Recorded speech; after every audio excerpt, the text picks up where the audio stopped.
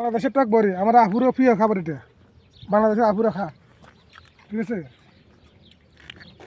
টক হালকা, ঠিক আছে, দেখো ঠিক আছে, আমাদের মাত্র সব কিছু আছে, দেখো সব কিছু আছে, দেখো জাম, ঠিক আছে, সব আলাদা আমার এগুলো আসল বাড়ি।